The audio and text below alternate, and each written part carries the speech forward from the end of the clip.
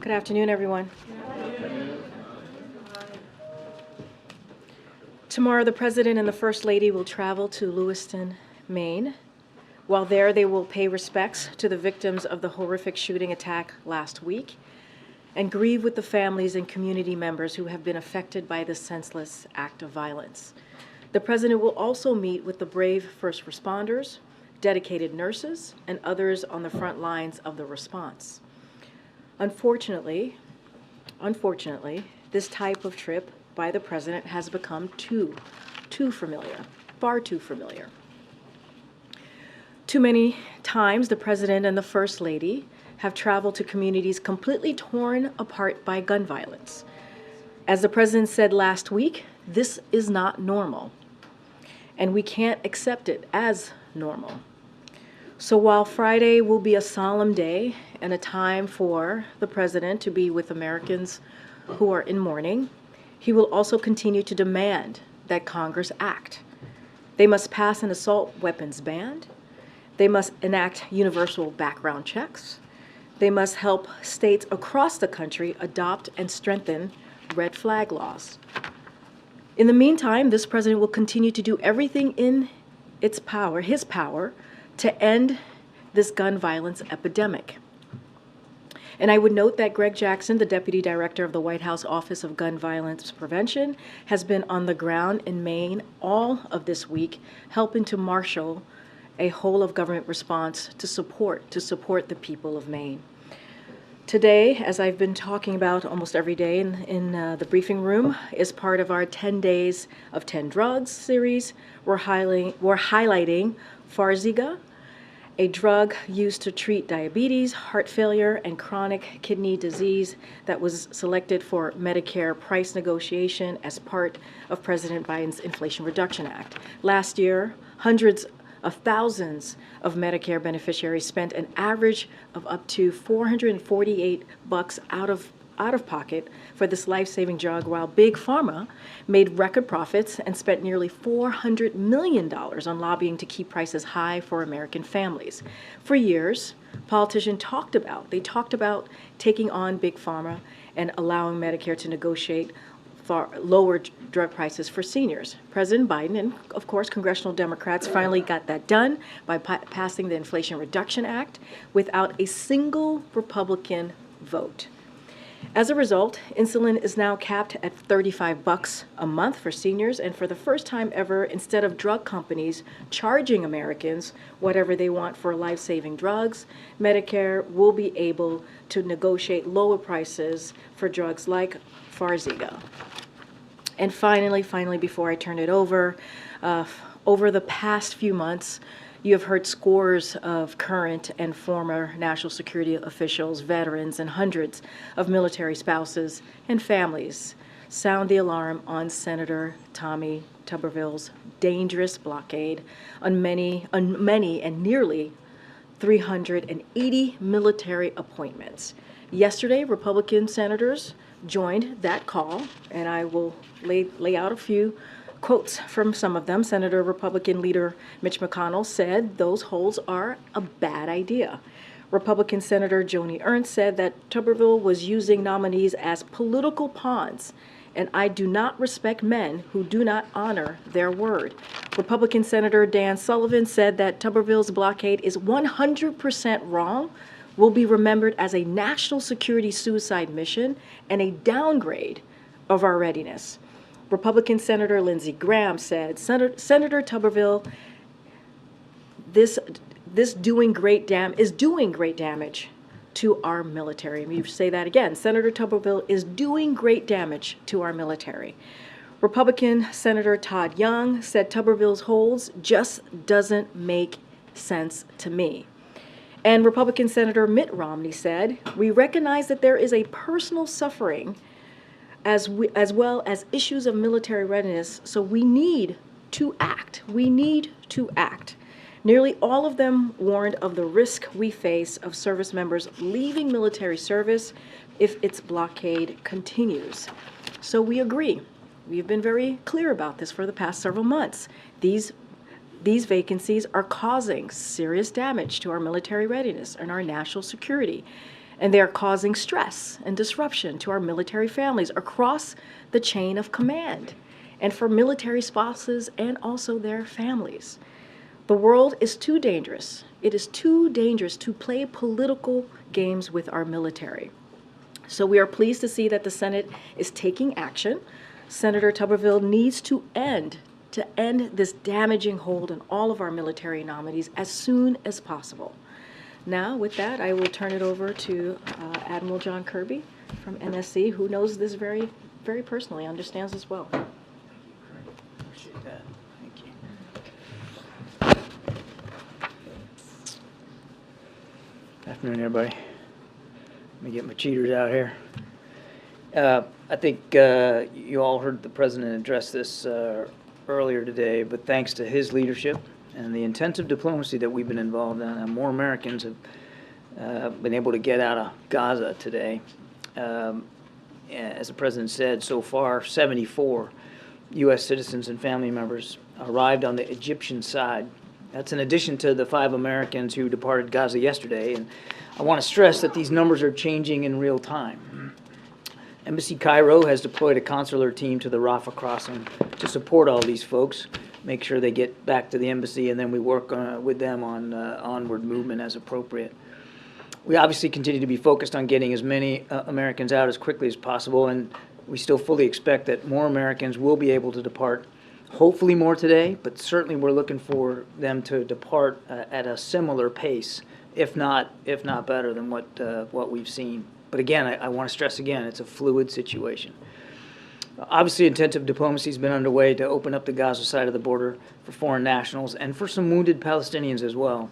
In times of crisis, of course, like this, we rely on our friends, and today's positive news would not have been possible without the assistance of Qatar or, frankly, the leadership of President Sisi of Egypt, who, of course, I think you know President Biden spoke to last Sunday. We're grateful for his leadership and his efforts. On the humanitarian side, yesterday, an additional 55 trucks with life-saving humanitarian assistance, including food, water, and medicine, were able to make their way into Gaza via the Rafah crossing. We're hoping that the number of trucks crossing into Gaza will continue to increase as well. We know that 55 more trucks, which brings us to more than 220 total since the 21st, is not enough. And we're going to continue to work to get more in there. Increasing that aid has been a top priority of the President and a keen focus of his diplomacy.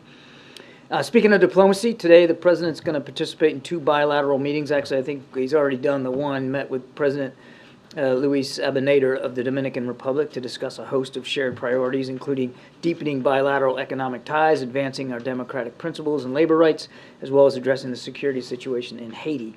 And then later today, he's going to meet with President Gabriel Boric of Chile to discuss issues of shared concern, including promoting further economic cooperation, combating climate change, and addressing irregular migration. And of course, all of those discussions, those 2 bilateral meetings come just ahead of the inaugural America's Partnership for Economic Prosperity Leaders Summit that's here at the White House. And we're glad to have the participation of all members of the partnership here for this summit. The majority of them will be at the leader level. This Leaders Summit advances President Biden's commitment to strong regional partnership in the Western Hemisphere, as he announced during last year's Summit of the Americas. Taken as a whole, this 2-day summit represents a strong demonstration of the United States' commitment to work with our partners to take advantage of this once-in-a-generation opportunity to recenter critical global supply chains in the Americas, continue to address our shared migration challenge, and build meaningful economic opportunity across the hemisphere. Okay. Thanks, John. Can you tell us a little bit more about the humanitarian pause, what that would look like, what it means, how long it would be, how it would work? Sure. I think we've talked about this before, Colleen. I mean, we're really not just talking about like one pause. What we're trying to do is explore the idea of as many pauses as might be necessary to continue to get aid out and to continue to work to get people out safely, including hostages. The President already worked on one such pause when we were able to get those 2 Americans out, and that's what we're kind of looking at. And just to remind, when we're talking about humanitarian pause, what we're talking about are temporary, localized pauses in the fighting to meet a certain goal or goals. As I said, get aid in, get people out. And is that something that can happen immediately? I mean, where is the Israeli Prime Minister on this? Is he willing to continue to do this, especially if it's more than one pause? Well, we were able to work with him to help get Americans out before, and so we're certainly hoping that kind of cooperation will continue. But each instance of it, each effort to get a pause is going to be unique in its own way, and it's going to require negotiation and diplomacy. And the president, you heard him talk about this yesterday, is 100% committed to doing what it takes to pursue that kind of diplomacy. The UN Human Rights Office is raising some serious concerns about the Israeli airstrike at the refugee camp, saying they have serious concerns that these are disproportionate attacks that could amount to war crimes. Does the administration share the UN's concerns? We certainly don't want to see a single civilian hurt or killed in this conflict, and there's been too many deaths as it is. Each one is tragic in its own right, as I've said, Mary, and we're doing everything we can to work with our Israeli counterparts to try to minimize the risk of civilian deaths and collateral damage. But do you believe that this refugee camp was a legitimate target? I'm not in a position to say it is or it isn't. As I said, these are questions for the Israeli Defense Forces. These are their operations, and they, and only they, can speak to their targeting decisions and the way they're conducting the operations. What we are going to do is make sure that they've got the tools and capabilities, including our perspectives and lessons that we've learned in this kind of warfare, as they venture into these operational decisions, because they have a legitimate threat by Hamas, an organization that wants to wipe them off the map. At the same time, because you can do both, we're going to make sure that we're doing everything we can to help them minimize civilian casualties and get humanitarian assistance in. And one quickly on Tuberville. He's made pretty clear this morning again that he is not going to be changing his position. Would the president support changing the Senate rules to get around Tuberville's blockade? That's for the Senate to decide. The president wants, as Karine said, wants the hold lifted. I mean, you're talking about 375 officers at this point, 379 positions, because some of them are dual hat nominations. That's a whole lot of senior leadership that can't move right now. And let me just give you an example here, now that you made me think of it. Let's just take a look at the Central Command region of the world. I won't go through all of it. But here's some of the positions that are being affected by Mr. Tuberville. The 5th Fleet Commander, that's the fleet that's in the Gulf region. The Deputy 5th Fleet Commander. The Deputy Central Command Commander. The Defense Attaché to Israel. The commander of the 380th Air Expeditionary Wing, the Chief of Staff at U.S. Central Command. Oh, and here's a good one, the Deputy Director of Strategy, Plans, and Policy for U.S. Central Command, the person that actually helps write our operational plans and executes policy decisions at that level. And there's more than that. I mean, it's beyond ridiculous that this one senator is having this kind of an impact on our operational readiness. And if you don't think it isn't, I would urge him or anybody else who doubts this, go on down to Tampa, Florida, and talk to the folks in Central Command about the priorities and what they're trying to do on behalf of our administration's policy in the Middle East, especially right now with everything going on. It's having an impact. And as Karine rightly said, it's also having a deleterious impact on family members and folks who can't get schools for their kids, can't buy or rent houses, don't know where they're going to be living next. It's absolutely ridiculous. Thanks, Kirby. The Vice President was over in London and said that if Israel and Ukraine aid were bifurcated, that the President would veto it. You over the last couple of days have explained that you would veto something with offsets, especially involving the IRS. But I wanted to be clear, if the President was presented with a clean Israel funding bill without Ukraine, he would veto that as well. The President believes that the supplemental requests that we submitted contains 4 really critical national security urgent needs. Israel, Ukraine, our Indo-Pacific resourcing, particularly when it comes to manufacturing of submarines, and of course border security. All 4 are important. And the whole idea of an urgent supplemental is you're submitting what you think are urgent requests, and the President wants to see all of them honored, all of them acted on by Congress, all of them together. We wouldn't have submitted it that way if we didn't believe that they all weren't important and should be acted on together. obviously you guys want to see them all four together, but lawmakers are trying to figure out right now how to kind of negotiate through this, and it seems to be sort of an unclear signal from the administration. So was the Vice President correct? He would veto an Israel-only bill if it didn't have other issues that you were concerned about? The president would veto an only Israel bill. I think that we've made that clear.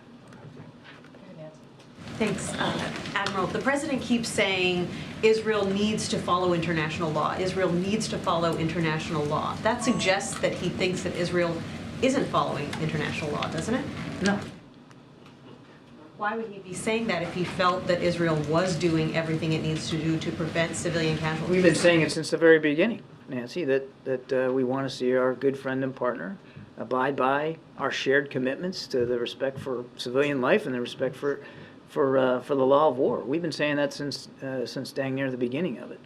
I've never heard him say that Ukraine needs to follow international law. So he seems to be making a point of this, particularly when it comes to Israel. Does that signify that he has... Well, these are different conflicts, Right. and Ukraine was the victim of a massive invasion by a neighboring nation, and their military operations have been, with the exception of the counteroffensive where they're going after Russian positions, been largely defensive in nature. It's a different situation than what the Israeli Defense Forces are doing inside Gaza, going after Hamas terrorists in a fairly aggressive way. Question about the evacuees. The president said 70-something dual citizens were able to make it out today. How many days do you anticipate it will take to get all of the Americans who want to leave out of Gaza? We don't know. I mean, as I said in my opening statement, we hope that that number can increase over coming days and we can get them all out very, very soon. Today's progress, I mean, yesterday it was 5, today so far, as you and I are speaking, it's 74. We're hoping that that number could increase throughout the day, hoping. So that's a good sign that the trajectory is going in the right direction. We want to get them all out as soon as possible, but I couldn't put a date on the calendar and tell you that's it. And just very quickly, is part of the deal that none of them will stay in Egypt, that they'll all leave and go elsewhere? That's going to be up to them. I mean, they're free citizens. They're American citizens, and they've got families to look after, and that's why we're getting them all collected at the embassy in Cairo, and our consular staff who collected them verified all their identities, got them on buses, and now we're going to be working on whatever onward movement they might want. Some may not want that, but we'll work that out individually with each family. Thank you, Karine. John, the Israelis are saying that referring to Jabalia as a refugee camp is a misnomer. Is that the position of the administration as well? I'll leave the Israeli Defense Forces to speak to their operations. And then on the bilateral with Abinader, did the Dominican-Haitian border dispute come up, and what is the U.S. position on that? The discussion around Haiti was largely over the security situation in Haiti and our continued efforts to want to work with the international community to do what we can to hold those accountable who are causing that insecurity and the violence, but also to work on ways throughout the region to provide relief to the Haitian people. Thanks. John, so talking about getting Americans out of Gaza, President Biden said, "I want to thank our partners in the region and particularly Qatar." The leader of Hamas lives in Qatar. So why is President Biden thanking them for anything? Oh, geez, Peter. Let's take a step back here and look at this. Geez, Qatar Peter, was... They Peter? are a terrorist group that killed Americans and kidnapped Americans within the last month. Peter, Qatar has been helpful in getting those Americans out. I'm sure you would agree with me, and everybody at your network would agree, that getting American hostages out is a good thing. And Qatar was a key player in that regard. Qatar has lines of communication with Hamas that almost nobody else has. Now, I'm not saying that we support Hamas. Of course we don't. They're a terrorist organization. And Israel has an absolute right to go after them. But Qatar has lines of communication that not everybody else has. And it would be irresponsible. In fact, I would expect that you and everybody else in here would be going after me if we weren't doing everything we could and having every possible conversation we can have to get Americans that are held hostage back home with their families. If we weren't doing that, it would be diplomatic malpractice. Let me read something to you, if you don't mind. I think I want to put this into some context here. Let me tell you what we're dealing with Hamas. Oh, geez, this is your notebook, Karine. sorry. This fellow at Hamas, a guy named Ghazni Hamad, he did an interview a couple of days ago. He said, Israel is a country that has no place on our land. We must remove it because it constitutes a security, military, and political catastrophe to the Arab and Islamic nation and must be finished. We are not ashamed to say this with full force. We must teach Israel a lesson, and we will do this again and again. That's what the Israeli people are up against. And that's the group that are holding innocent Americans as well as 200 Israel. And you're going to say, well, then why are you talking to them? And why are you? No, I'm not. If Qatar is No, so I'm helpful, not. why aren't we asking them to hand over the leader of this terrorist We are group? working with Qatar to get our people out and to help get aid in.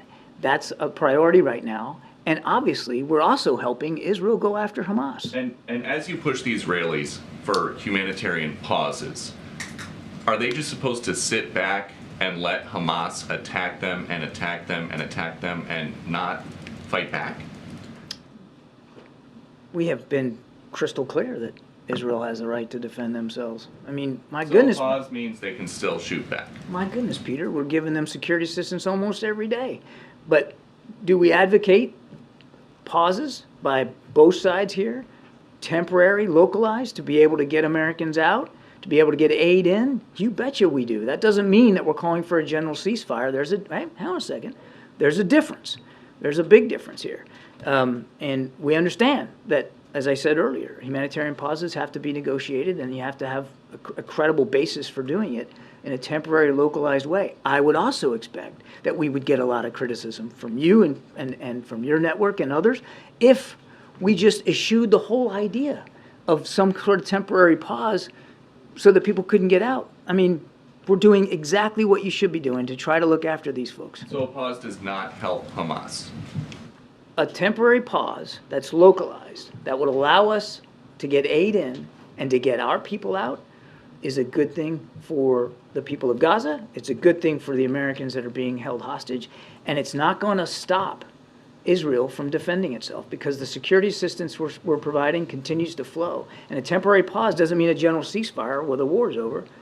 It means pause only temporary for a specific purpose. MJ, the temporary ceasefire that the president said he had convinced Prime Minister Netanyahu to put in place to get the Renans out.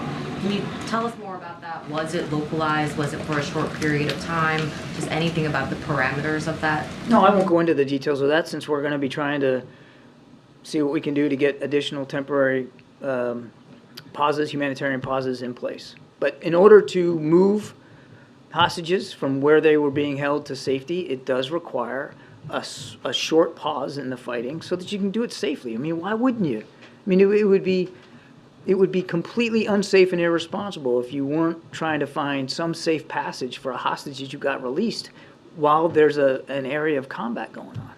Andrew, Admiral, earlier this week you had said after the first airstrike in Jabalia that it's obvious to us that Israel is trying to minimize civilian casualties. Now that you've had more time to see and assess the situation there, would you still say it's obvious that Israel is trying to minimize civilian casualties? We see in the scope of their operations that they are making efforts to try to minimize civilian casualties. That does not mean, and I did not say, that they aren't still causing some, that their operations aren't still causing some. They are, and each one's tragic. Each one shouldn't happen, and we've been crystal clear about that. Would you say with Jabalia specifically? I'm not going to talk about a specific event. But why not? Because I'm not going to litigate an operational event that our military is not involved in almost real time. I'm just not going to do that, MJ. It would be inappropriate for me to do that from the White House podium. But specifically on the question of minimizing civilian casualties, isn't an airstrike that targets a refugee camp or a densely populated civilian area, isn't that sort of the definition of not minimizing civilian casualties? That is a question for the Israeli Defense Forces. They should have to answer questions about the decisions they're making on the battlefield and how they're doing their targeting and how they're doing their operations. We're not gonna throw it in from the sidelines here all the way in Washington, D.C. I'll just tell you again what I've said 100 times already. We're having daily conversations with our Israeli counterparts about their thinking, about their plans, about their strategy, about the execution of that strategy, and continuing to urge them to do everything they can to minimize civilian casualties. So on this, you wouldn't weigh in, even though the president and everyone on down said that the minimizing civilian casualties is incredibly important, that it's something that he is talking to his counterpart about all the time. What I said was, I'm not going to weigh in from the podium and make provide public analysis in near real time of operations that U.S. forces aren't involved in. Thank you. Admiral, given the intensity of the IDF bombing across Gaza and reports that even areas that are considered to be safe passage are being targeted, is there any concern that Americans who want to get to Rafah can't get to Rafah? And then I have a second question. I don't know what the status is of how many of all Americans in Gaza are down at Rafah. I just don't know. That's a better question for the State Department. I do know, we believe that the vast majority of American citizens who we know are in Gaza are down there. But I can't tell you with certitude that there's not family members elsewhere that haven't made their way down or can't make their way down. The other thing I can tell you is I know the State Department is in direct contact with all the American families in Gaza and keeping them informed, particularly those that are coming up on the lists for departure. They're being notified where to go, when to be there. And as far as I know, and again, a better question for the State Department, that there isn't, that we aren't aware of American families that are trying to get down there and can't. But again, that's a better question for my colleagues. My second question, the Independent has reviewed a list of 400 Americans who have been cleared to leave by the Egyptians, the Israelis, and so forth. There have been prior reports that there were, I believe, between 500 and 700 Americans in Gaza. So I'm just curious about this discrepancy. There are 400 cleared to leave. If there are several hundred more in Gaza, is there a reason that they have not been cleared to leave? Have they not asked? Are they on some other list? And why then would the U.S. Not object to U.S. passport holders not being allowed to exit? So what you're talking about a rolling process here. I think our estimate is somewhere between 1,000 and 1,200 U.S. citizens, and that includes, dual nationals and legal permanent residents and family members. So then the pool is somewhere in that number, somewhere there, about 400 families. But this is a rolling process of getting folks out. So we know that there have been 400 that have gotten through that process, and we fully expect that the rest of them will get through that as well. Thank you, Karine. John, I have a question on the Islamophobia strategy, but first 2 quick ones on Gaza. In London, the Vice President said that every Gazan who wants to go back after the war will be allowed to. Does the President agree, and how will the U.S. ensure that Israel will allow this? Say that again? The Vice President in London said that every Gazan who wants to go back after the war will be allowed to do that. Does the President agree, and how will ensure that Israel will allow this? Of course. I've said this before. It's nothing new. That if a citizen of Gaza finds themselves outside of Gaza and they want to go back to their home, yeah, we absolutely support that, and we'll work with partners in the region to make it happen. Okay. And on still on Gaza, this week Israel released intelligence showing Hamas taking fuel from the Indonesian hospital in Gaza. It appears with the knowledge of the hospital's director. Is this something that you can confirm? Nope. Islamophobia. Some of the Muslim leaders that I spoke with said that while they appreciate the effort to combat Islamophobia, they thought the timing of the announcement was interesting because this is something that the administration has been working on for months, and some of them feel that this is a political bone thrown at them and does not address their bigger concern, which is U.S. policy to support Israel, where they are frustrated that their perspectives are not being heard. Your message to them? This is a very genuine effort on behalf of the President and the Vice President and the entire administration to plant a marker about how hate has no business here in the United States, particularly hate that can lead to real threats of violence against the Muslim community, the Arab community, Palestinian community. We take that seriously. The thinking that went into leading up to this strategy is long-standing and predates the events of October 7th. But again, I don't know who all these folks are necessarily, but we value their opinion. We value their perspective. And even especially if it's a contrary perspective, or they feel it's a contrary perspective, that's valuable to us. We want to, as we embrace the effort to develop this strategy, we're absolutely going to reach out to folks all across the country from all different perspectives, particularly in the Muslim community, to get their views. That'll be important. It'll inform our work. Well, the complaint that I've heard raised a lot is that every time they want to address U.S. support to Israel, the White House pivots to Islamophobia. Is that an accurate assessment? How would you respond to I'll that? let them speak to their opinion of our work. I can tell you that this strategy is born from a genuine desire to go after the kind of hate in America that could lead to real threats of violence against real people, our fellow citizens who are of the Muslim faith or in the Arab community and Palestinian community. I mean, that comes from a genuine, instinctual place for the president and for the vice president. I mean, he has said time after time after time that kind of hate has no place. John, I just want to go back to what you said about your conversations with the Israelis and trying to encourage them to minimize civilian casualties. You said that you're trying to impart some of the lessons that the U.S. has learned. Can you elaborate? And to what extent would the U.S. be able to help Israel in pinpointing its targeting precisely to avoid the casualties, for instance, 195 that were killed at Jabalia? I mean, what do you have to offer? What can you offer? How can you help Israel minimize casualties? I mean, look, we have a lot of experience in what's called urban warfare.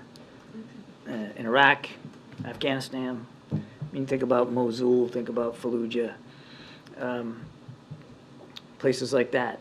And one of the reasons why we dispatched a few senior officers to Israel not long ago was to share some lessons learned about how you conduct operations against a terrorist network inside an urban environment such that you are minimizing damage to civilian infrastructure and absolutely minimizing loss of life to innocent people. And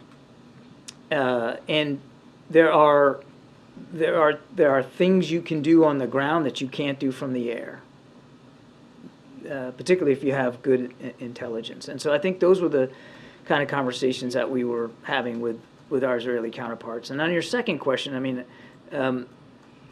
there's no plan or intention for the United States to get involved in the targeting process. These are Israeli military operations, and the Israeli Defense Force, they're leaders. They're making these decisions. They're executing these operations. What we are doing is making sure that we are giving them the tools, including perspective and advice, but also weapons, to be able to conduct these operations in the most efficient way possible and in a way that, again, minimizes civilian harm.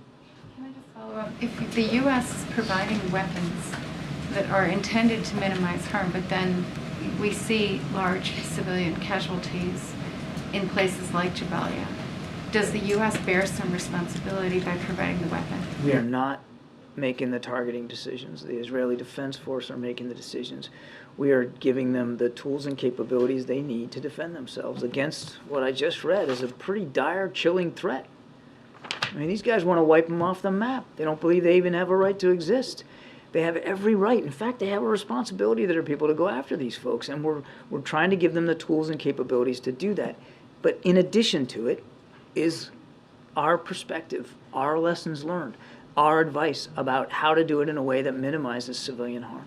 Are you going to increase the number of officers that are providing this advice? And then I have a real quick question on Chile. I know of no other decision to send more officers over there. The ones that went over are now back. They're not still there. But obviously, we have terrific communications with our Israeli counterparts. Okay, and then on Chile, the president of Chile will be meeting later with the president or shortly.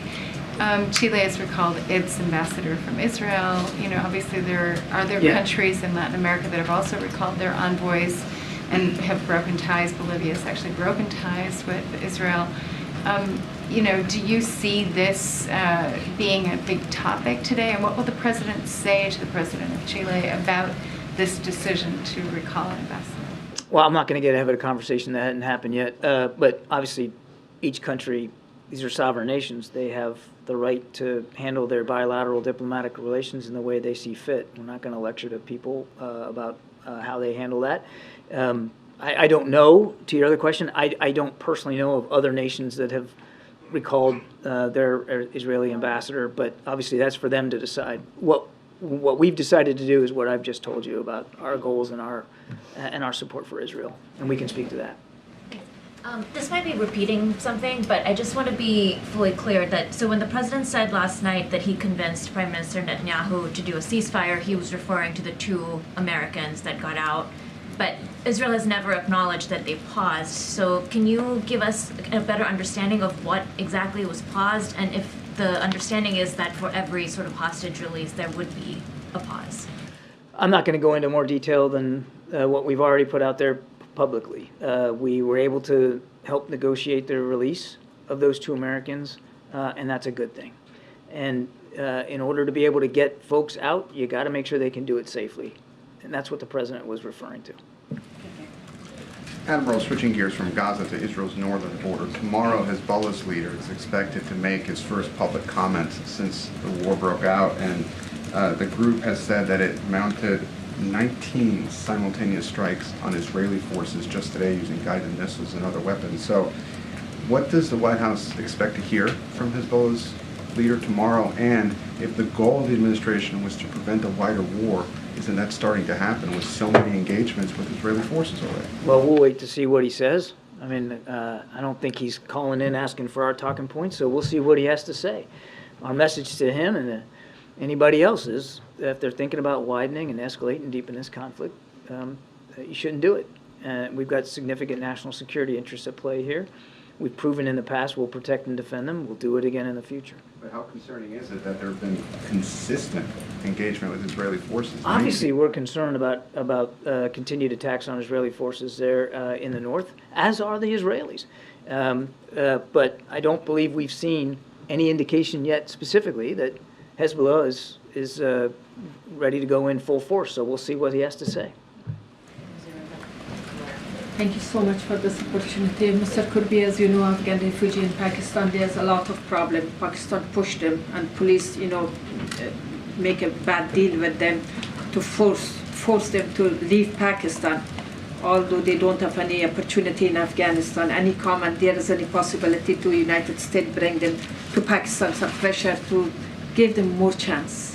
Well, we let Pakistan speak to their policies with respect to refugees and asylum seekers. Obviously, we want to see all nations do what they can to help refugees and asylum seekers, and that certainly includes our Pakistani friends with respect to Afghans who are trying to flee. Thanks a lot, Karine. John, over the past 3 weeks, you've expressed from the podium your opposition to a ceasefire. Now you're advocating for a humanitarian pause. That's the way you described it. What's the difference between the two, and is it a two-way street? Is a humanitarian pause one in which there would be essentially no fighting from the Hamas side at the same time that there's no fighting from the Israeli side? So a couple of things here. First, you said now we're advocating. This is something we've been talking about now for several days. In fact, Secretary Blinken brought it up at the UN, believe late last week. I mean, this is not some new idea that we're just introducing into the intellectual pool here today. And I'll repeat it again. When we talk about a general ceasefire, we're talking about a stoppage of fighting all across the front, if you will, all across the battle space, where neither side They just, everybody lays down their arms and it's a general ceasefire. Usually, when you're talking about a general ceasefire, it is about trying to find a cessation to the hostilities, to try to get to a truce, right? Or to some sort of end of the war. That's what we mean by a general ceasefire. And we aren't advocating for a general ceasefire at this point. As I said earlier, we believe that a general ceasefire would benefit Hamas in providing them breathing space and time to continue to plot and execute attacks on the Israeli people. A humanitarian pause, when we talk about that, it is temporary, localized, and focused on a particular objective or objectives. Humanitarian aid in, people out. And in a pause, again, each one would have to be negotiated separately and distinctly, but the general idea is that in that geographic space, for that limited time, there would be a cessation of hostilities enough to allow whatever it is you're trying to allow. Does that make sense? Does that lay it out? It does. You've spent most of your professional life in the military. I don't know the answer to this question. Was there a time in the U.S. fight against al-Qaeda in which the U.S. implemented humanitarian pauses? I'm not aware of any, but I would remind you that al-Qaeda, wasn't in possession of 200 hostages in Iraq or Afghanistan, and it's a different situation. But that's what we're talking about here. Thank you. Senator Durbin became the first U.S. Senator to call for a ceasefire today. Do you have any response to that? I know you have said that would benefit Hamas. Is there an analysis about how long this process could go before it no longer benefits Hamas to have a ceasefire? And how are you doing that analysis, especially as additional lawmakers call for ceasefire? Well, there's no change to our view right now that a ceasefire is not in the best interest of the Israeli people and the Israeli government, who are trying to protect those people. That's where we are. Secondly, about the communications blackout in Gaza. You spoke about this a few days ago. You said that the U.S. played a role in getting that reversed. Yeah. There was another report about a blackout yesterday. Is it the U.S. position that communications blackouts, cutting off internet, cutting off phone access, is against U.S. policy for Gaza at this point? There are times in military operations where you want to limit your enemy's ability to communicate. We've seen that in the war in Ukraine. Both Russia and Ukraine trying to limit each other's ability to communicate, and sometimes that means in the execution of that task that you're also shutting down sectors of the public communication vehicles. So, I can't sit here and tell you that in warfare, either side might see benefit in doing that and a legitimate need to do that, to shut down an enemy's ability to communicate amongst itself, move its forces around, make decisions, execute command and control.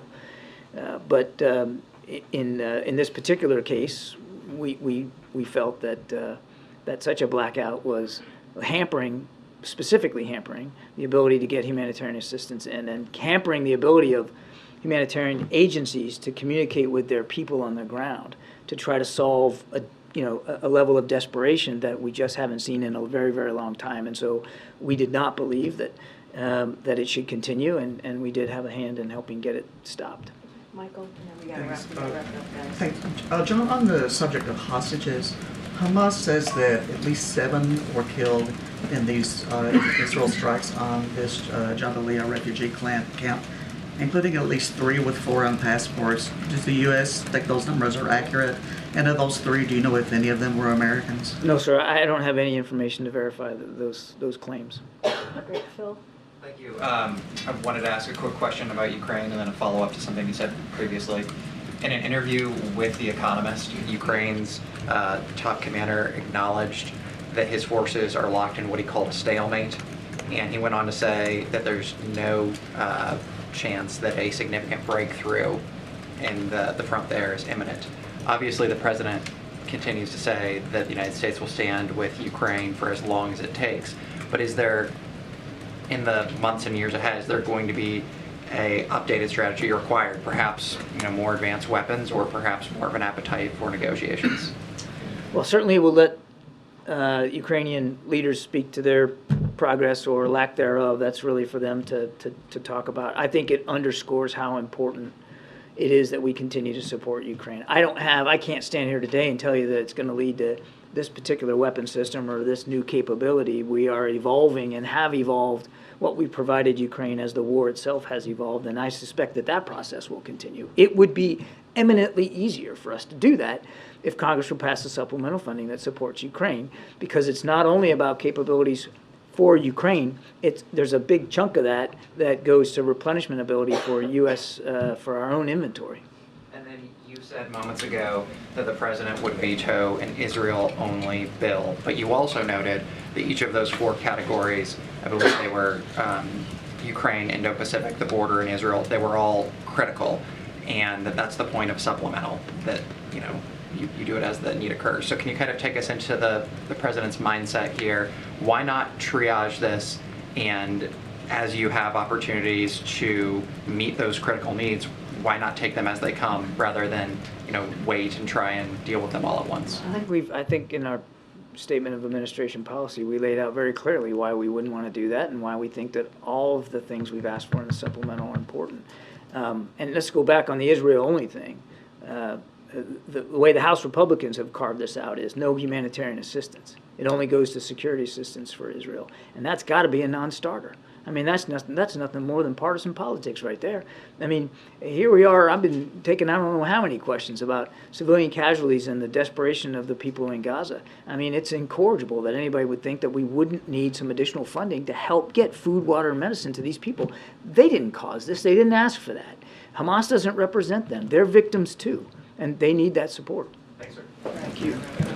Sorry, Karine. I've made a mess of your whole. Let me just clean up here. I think I've got all my. They all say the same thing, John. It's okay. No, I did. They make a mess? I think that's better. It's okay. Thanks. I do want to touch on something that the Admiral was asked about, and just want to add to what he said as it relates to our strategy when it comes to making sure that no hate of any kind is allowed any light of day in this country, right? And that's including Islamophobia, certainly anti-Semitism, and one of the things that the Admiral was saying that I just wanted to add to is in December, as you all know, in December of last year, the President established an interagency task force to address anti-Semitism, to address Islamophobia and related forms of hate. And the first order of business when we did that a year ago was to release a strategy on combating anti-Semitism, and I know all of you reported, so many of you reported on this. There was 100 actions that agencies were able to take to counter the scourge of anti-Semitism, and then the next step was developing to counter Islamophobia, and so that's what you're seeing, and that's what this is the President's commitment.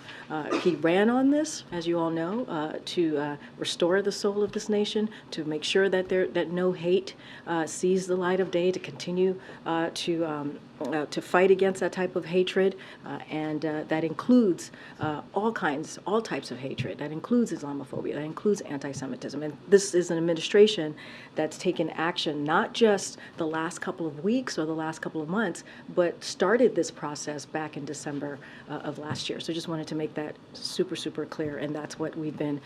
That's been our approach here, the President's approach and this administration's approach again. On Tubeville, does the White House believe that the Reed Cinema resolution is a way out of the blockade? I mean, look, and we have said this, we're certainly not going to speak to the procedure of how the Senate operates. That is not for us to do, but we will continue to be crystal clear and very, very loud about what Tuberville is doing. It's just shameful. It is dangerous. It is shameful. I think the Admiral did a great job laying out how that's affecting some of our key critical service members. And we're talking about 380 service or positions that are at risk, or that no one knows where they're going to go, right? No one knows what's happening. And we're talking about families too. That affects their families. And so this is not a way to keep our country safe. This is not a way to move forward with our national security. And it is shameful and it's dangerous. And we are very, very proud to see Republican senators speak up. As I did at the top, I laid out just direct quotes from them and how this is not how, especially in this time, what we're seeing around the world. This is not how we should move forward. And then on the mayors, I guess there were a couple of mayors who came to the White House today to meet with officials on their problems with managing migrants. I just wondered if you can say anything about how the meeting went and what they talked about. So a couple of things. They met with the White House Chief of Staff, Jeff Zients. They also met with Senior Advisor Tom Perez and other White House and DHS as well officials.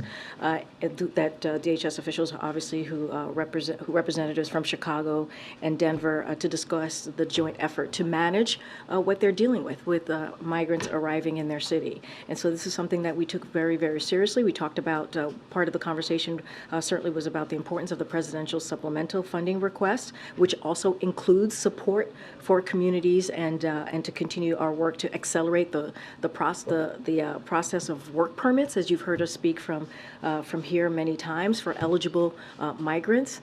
And so we're going to continue that partnership. We're going to continue to have those conversations.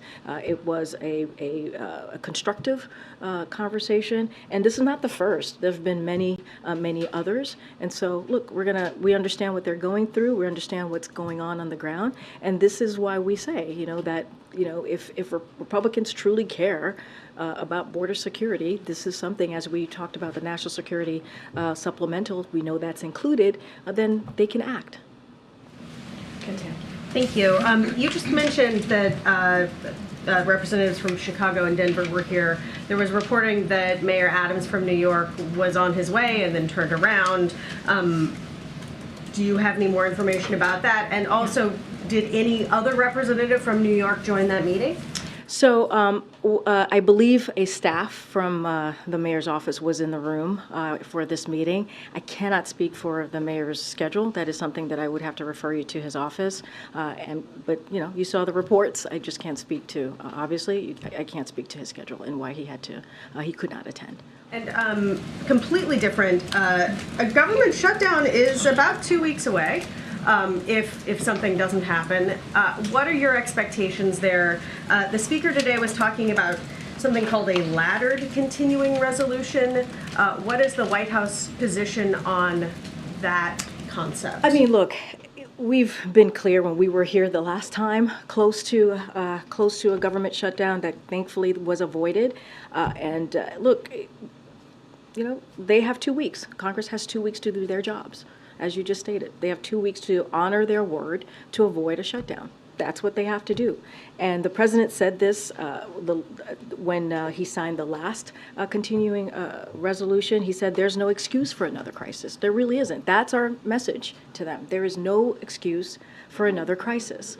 They have to do their job, and they have to honor and avoid a shutdown. Would the president sign a continuing resolution that has this laddered structure so that different agencies would have different expiration dates? So look, what I will say is that they have to do their jobs. They have to make sure that they avoid a government shutdown, not going to get ahead of whatever process they're going to move forward with. The president wants to see them avoid a government shutdown. And so we'll see. We'll see what they do. Let's see if they're able to do their jobs. Was the White House concerned to see Senator Menendez attend a classified briefing on Ukraine yesterday, given that he's been accused of aiding a foreign government? So look, and I've said this before, this is very serious. The investigations, we take them very seriously. I don't have anything to say about, to comment about the meeting that he attended, the classified meeting that he attended. Just not going to get into that from here, but obviously we take this very seriously. Yeah, I just want to follow up on the Islamophobia question. with this initiative, are you going to be reviewing laws and regulations that are in place across the U.S. government that are targeted at Muslims and you know, not just in the federal level, but also the state and local level? Do you see some scope for those measures to be rescinded? And in what kind of time frame is that even possible? So, look, we're definitely going to, one thing I can say is we're going to continue to have conversations with community leaders, advocates, and members of Congress and others as we, move forward with the strategy. This is something that this entire administration takes very seriously, and make sure that every American has the freedom to live their lives. Certainly we can get you more specifics on what this is the strategy is going to look like, the breakdowns and the agencies that are going to be involved, and I can't speak to specifics of investigations or penalties of that nature, but this is the beginning of it, and certainly this is something, like I said, the first step of order of business was back in May when we released a strategy on combating anti-Semitism, and this is the next steps, and certainly we will have more to share as the days go by. And on Maine, if I may, you said that this is, these visits are difficult and painful for the president. Are you planning to, after this latest shooting, is there any action that you're planning in terms of maybe bringing people together again, local officials? We've set the incident, the tragedy in Maine did cause Representative Golden to change his view on an assault weapons ban. Are you seeing any other lawmakers come forward that might have changed their view? And will there be any kind of a summit or gathering? There's a lot that you're asking in that question there, Andrea, and all very good questions. Look, one of the things that was so important for the office to be created, the Office in Preventing Gun Violence, obviously one of the pillars to that office is making sure that all of the executive orders that the president put forward is accelerated, right? That we move really much faster on getting what the president signed out there to states and obviously to Americans who are suffering and just communities out there who are suffering, but also to make sure that the law that was the bipartisan law also gets moved out very quickly. But one of the things that we've been providing, and these are the things that we'll continue to provide to communities, is as I mentioned, Greg Jackson is on the ground. He's working with FBI and DOJ to coordinate with victim services, deploying experts from the newly created Mass Shooting Victimization Resource Center. That's something that we're doing. We're coordinating with the Department of Education and HUD to support school reopening strategy, because that was obviously really important as the schools had to shut down, and emergency housing as needed throughout the region. So there are a lot of steps that we're doing that is part of this office that's going to help the community on the ground. As it relates to Congress, look, we've been very clear. The president has done taken more than 2 dozen executive actions to deal with gun violence. We believe there is more. This cannot be what we're seeing in Maine and other places, cannot be the norm, right? And so we've been very clear that more needs to be done. We've been very clear on that, and we've asked Congress to take legislative action in order to truly deal. If they want to save lives, that's what they need to do. They need to pass an assault weapons ban, enact universal background checks, require safe storage of guns, and immunity from liability for gun manufacturers, and across the country we must strengthen the red flag laws, and that is something that we see the Department of Justice taking action and creating a model red flag legislation so that other states can move forward. So there's a lot of work to be done here, a lot of work, and it started here with the 2 dozen executive action. Obviously there was a bipartisan piece of legislation that's now law that the president signed last year. Now we need more legislation. That's what we need to really truly save lives. The governor Maybe to the non-Andreas in the room, I'm just asking. Go ahead. The governor has started an investigation now into mistakes. Is the federal government able to provide any assistance in that? Are you troubled by the reports that we've heard that so many clues were missed? And there was a call this morning about $334 million going into community policing and things like mental health of police forces and things like that. Is there any funding that you're thinking about making available to help local law enforcement do better in terms of identifying potential shooters? So the commission to probe that the governor announced, we believe, of course, that the community needs answers. And so this is going to be something, obviously, that we support. And the president has told the governor, since the strategy unfolded, that Maine has its full backing from the entire federal family, and will provide resources. And obviously, the Department of Justice and the FBI is on hand to assist in any way. And don't want to, they're still investigating, as you just mentioned. We're hearing things, but obviously law enforcement is still investigating. Don't want to get ahead of that. But we are here to offer resources, and of course we support the governor's efforts to get to the bottom of what occurred on the ground, this horrific, horrific tragedy. Karen, you're going to be the last one. Thanks, Karine. And back on the mayors, you mentioned the supplemental funding request that you guys have sent up to Congress, but they say that $1.4 billion isn't enough to help them deal with the influx of migrants. They're asking for $5 billion. Would the administration consider boosting that amount, and what was the response from those senior officials in that meeting to the request for $5 billion? So look, we have been in constant conversation and communication, obviously, with these city mayors and others across the country as they're certainly dealing with the influx of migrants in their city. I'm not going to get into specifics of what came out. What I know was what the agenda, what was wanted to agenda on to discuss. And what we believe was important is that supplemental. We do need that 1.4 billion. That's what we believe is needed. It's emergency, as you know, emergency funding that we put forward in the supplemental, that we believe it's important for our national security. It's important for what we're trying to do with these communities. I can't speak to the $5 billion. I'm not sure what else they're asking on top of the $1.4 billion, so can't speak to that. I can only speak to what we have requested in the supplemental funding to Congress, and that's what we believe is urgent, is needed, and we have said. We've been very clear. If House Republicans are serious in dealing with this border security, this is something that they should move forward with easily.